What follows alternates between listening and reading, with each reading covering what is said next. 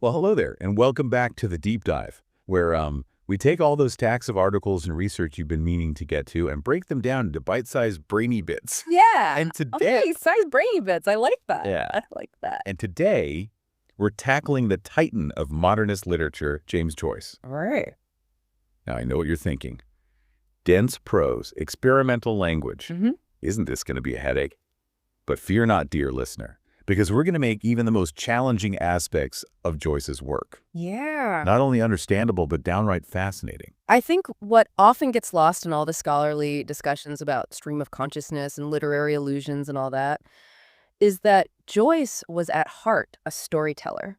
Yeah. A brilliant one at that. And he drew very deeply from his own life and experiences to craft these narratives. I'm Kimi, by the way, your guide through this literary labyrinth. And I'm Horror here to provide a bit of context and analysis to illuminate Joyce's genius Yeah. and hopefully spark some aha moments for you along the way. So let's start with the man himself. Okay. James Joyce was born in Dublin, Ireland on February 2, 1882, All right. which, fun fact, makes him an Aquarian, known for their unconventionality and intellectual curiosity. Makes sense to me. Traits that certainly manifested in Joyce's life and work, wouldn't you say? Absolutely. And while we often associate Joyce with the bustling streets of Dublin, he actually spent the majority of his adult life outside of Ireland. Oh, really? Yeah, living in various cities across Europe, from Pula in Croatia to Trieste in Italy, Wow. and eventually settling in Paris, which became his creative hub for nearly 2 decades. That's interesting. Yeah. So this self-imposed exile, as it's often called, is key to understanding Joyce's perspective Right. and his evolving relationship with Ireland. Yeah. It allowed him to observe his homeland from a distance, to dissect its complexities, and to explore the themes of identity, belonging, and the search for meaning that permeates his works. His early life in Dublin, however, laid the foundation for his literary journey. Born into a middle-class family that gradually slid into financial instability due to his father's mismanagement of their resources. Oh, wow.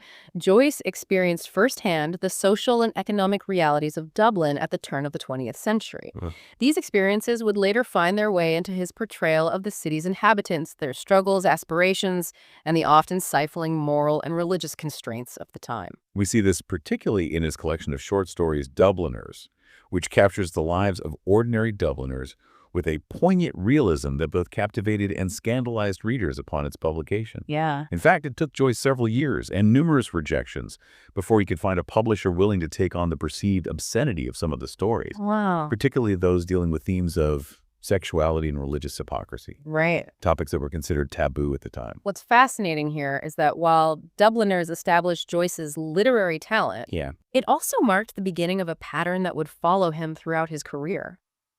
This clash between his artistic vision and the prevailing social and literary norms. This tension, I believe, is one of the key drivers of his evolution as a writer, pushing him to experiment with language form and perspective in ways that had never been seen before. Speaking of evolution, Joyce's own educational journey is interesting. Oh, yeah. He attended prestigious Jesuit institutions, Clongowes Wood College and Belvedere College, Okay. institutions known for their rigorous academic standards and their emphasis on classical learning. Yes, this classical education provided him with a deep understanding of literature, philosophy, and theology, which would inform his later works, even as he began to challenge and subvert those very traditions in his own writing. Yeah. We see this clearly in A Portrait of the Artist as a Young Man, a semi-autobiographical novel that traces the intellectual and artistic awakening of Stephen Dedalus, Right. a character who serves as a literary alter ego for Joyce himself. It's a coming-of-age story that grapples with themes of faith, doubt, artistic ambition, and the desire to break free from the constraints of family and societal expectations. Yeah.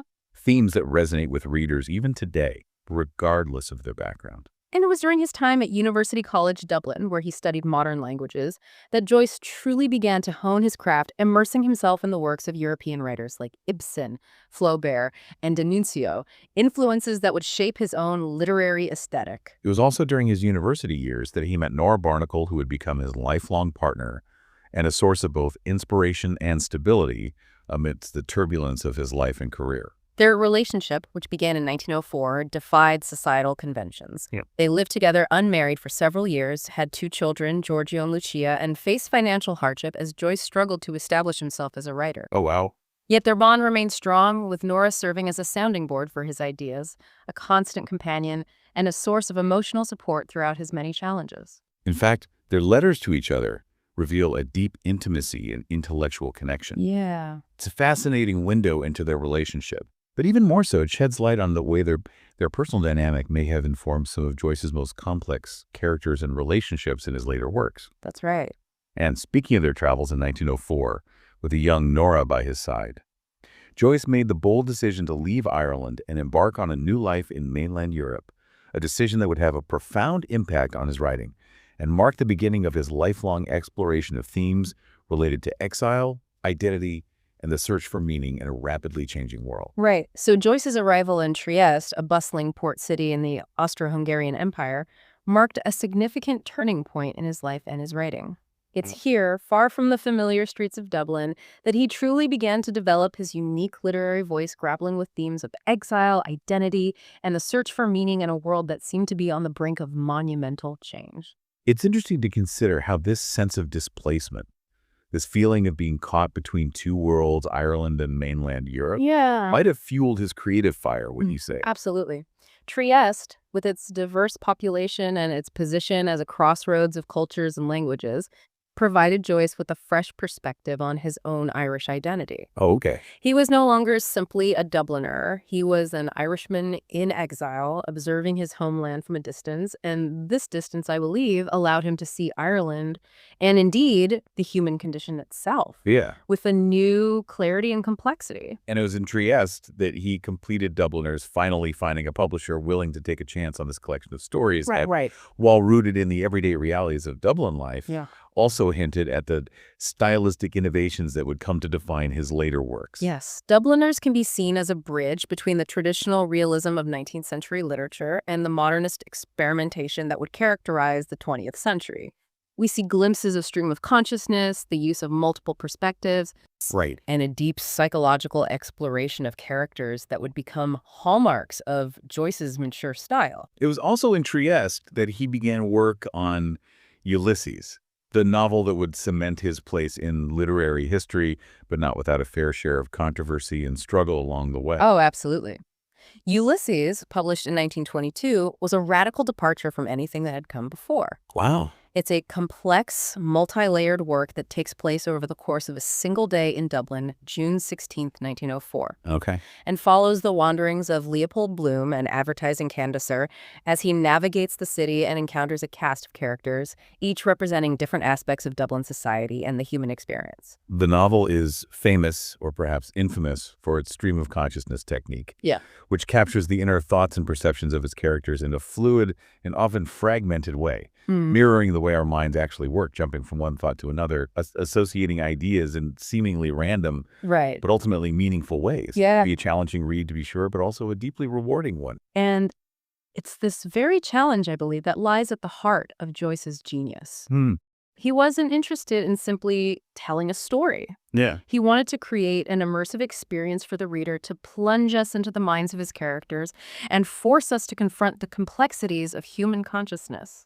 And of course, we can't talk about Ulysses without addressing the controversy surrounding its publication. Oh, yeah. It was deemed obscene by authorities in both the United States and the United Kingdom, Right. banned for its frank portrayal of sexuality and its experimental use of language. Yeah. Copies were smuggled into these countries, becoming a sort of literary contraband, Wow. desired all the more for its forbidden status.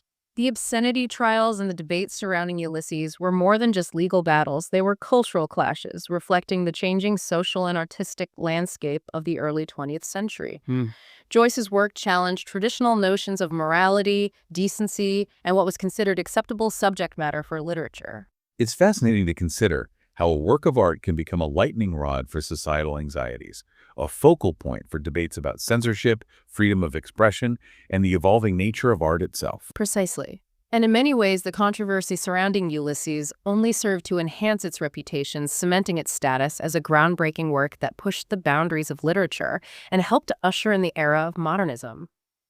But while Ulysses was causing a stir in the literary world, Joyce was already at work on his next ambitious project, a work that would prove to be even more challenging and experimental than anything he'd written before. Ah, yes. Finnegans Wake, a novel that took him 17 years to complete Wow. and remains one of the most dense and enigmatic works in the English language. Yeah. A book that has baffled and intrigued readers for generations. A book that some claim is impossible to truly understand. Right. And yet, despite its difficulty, it continues to fascinate and inspire readers and scholars alike. It's a testament to Joyce's enduring power as a writer, his ability to captivate us with the beauty and the mystery of language itself. But before we delve into the dreamlike world of Finnegans Wake, we should touch upon some of the personal challenges Joyce faced during this incredibly productive period of his life. Yes, it's important to remember that behind the literary genius, behind the groundbreaking works, was a man grappling with real-life struggles, with the joys and sorrows that are part of the human experience. Indeed, while he was achieving literary acclaim, his personal life was marked by both triumphs and tribulations. Okay. He and Nora finally married in 1931, formalizing their union after nearly 3 decades together. However, during the same period, his daughter Lucia began to exhibit signs of mental illness, eventually being diagnosed with schizophrenia. This was a heartbreaking situation for Joyce, Yeah. and he dedicated a great deal of time and resources to seeking treatment for Lucia, even as his own health began to deteriorate. Oh, wow. He suffered from increasingly severe eye problems requiring multiple surgeries and causing him great pain and difficulty in writing. And yet, even in the face of these personal difficulties, he persevered, driven by a relentless creative spirit, a desire to push the boundaries of language and explore the depths of human consciousness. It's a reminder that even the most brilliant minds are not immune to life's challenges, and that sometimes the greatest works of art are born out of suffering, out of a deep engagement with the complexities of human experience. It's amazing how Joyce, even while dealing with these personal struggles, was still able to produce such groundbreaking work pushing the boundaries of language and form in Finnegans Wake. Yeah. I mean, this is a book that even seasoned literary critics struggle to decipher. Yes. Finnegans Wake, published in 1939, is a testament to Joyce's relentless experimentation, his fascination with the power of language to create entirely new worlds of meaning. It's a book that defies easy categorization, a swirling tapestry of words and allusions, puns and portmanteaus, drawing upon mythology, history, folklore, and dreams to create a truly unique literary experience. For those who haven't braved its pages, can you give us a sense of what makes Finnegans Wake such a departure even from Ulysses? Well, imagine a dream in which languages from across the globe collide and morph into one another, where characters shift and blend, and time itself seems to fold in on itself. Wow. That's the world of Finnegans Wake. It's a book that demands active participation from the reader, inviting us to decipher its puzzles to create our own meaning from its fragments. It sounds like it's as much a philosophical and linguistic experiment as it is a novel. Exactly. Joyce was pushing the boundaries of what literature could be, exploring the very nature of language and consciousness. Yeah. It's a book that some find frustrating, others find exhilarating, but it's undeniably a work of genius, one that continues to challenge and fascinate readers nearly a century after its publication. And it's interesting to note that while Finnegans Wake was met with mixed reviews upon its release, some critics hailing it as a masterpiece, others dismissing it as impenetrable nonsense, Joyce himself believed it to be his greatest achievement. Right. He famously said, "I've put in so many enigmas and puzzles that it will keep the professors busy for centuries arguing over what I meant, and that's the only way of ensuring one's immortality." Whether he truly believed that or was simply being his characteristically witty self, there's no doubt that Finnegans Wake has secured its place as a landmark of 20th century literature, a work that continues to spark debate and inspire new interpretations. And it's a reminder that great art often challenges us, pushes us out of our comfort zones, and forces us to confront new ways of thinking and seeing the world. Absolutely. And in a world that often values simplicity and instant gratification, Joyce's work stands as a testament to the power of complexity, to the beauty of language that demands our attention, our patience, and our willingness to engage with its mysteries. Speaking of mysteries, there's also a kind of tragic poetry to the fact that Joyce, who struggled with failing eyesight throughout his life, was nearly blind by the time Finnegans Wake was published. Yeah, it's a poignant detail, one that highlights the incredible dedication and perseverance he brought to his craft. Imagine dictating such a complex work, relying on others to transcribe your words, to capture the nuances of your vision. It's a testament to his unwavering commitment to his art, even in the face of immense personal challenges. And sadly, just a few years after the publication of Finnegans Wake, the world was plunged into another global conflict. With the outbreak of World War II, Joyce and his family were forced to flee Paris seeking refuge once again in neutral Switzerland. They settled in Zurich, where Joyce had lived during World War I, but this time it wouldn't be a temporary stay. His health was declining, and despite undergoing surgery for a perforated ulcer in January 1941, he slipped into a coma and passed away on January 13th at the age of 58. It's a bittersweet end to a life that was as complex and multifaceted as his own literary creations. He died far from the Dublin he had immortalized in his works, but his legacy as one of the most innovative and influential writers of the 20th century is undeniable. His impact on literature is immeasurable. He expanded the possibilities of language, revolutionized the novel form, and inspired generations of writers to experiment, to challenge conventions, and to delve into the depths of human consciousness. So, dear listener, we've come to the end of our deep dive into the life and work of James Joyce. We've explored his humble beginnings in Dublin, his self-imposed exile in Europe, his groundbreaking works, his personal triumphs and tragedies. We've touched upon his complex relationships, his unwavering dedication to his craft, and his enduring fascination with the beauty and power of language. But this is just a starting point, a glimpse into the vast and intricate world of James Joyce. We encourage you to explore further, to delve into his works, to unravel their mysteries, and to discover the enduring power of his words. And who knows, you might even find yourself dreaming in Joyce and language, lost in a world where time bends and words dance, a world where the ordinary becomes extraordinary and the human experience is revealed in all its complexity and wonder. Until next time, dear listener, keep exploring, keep questioning, and keep diving deep.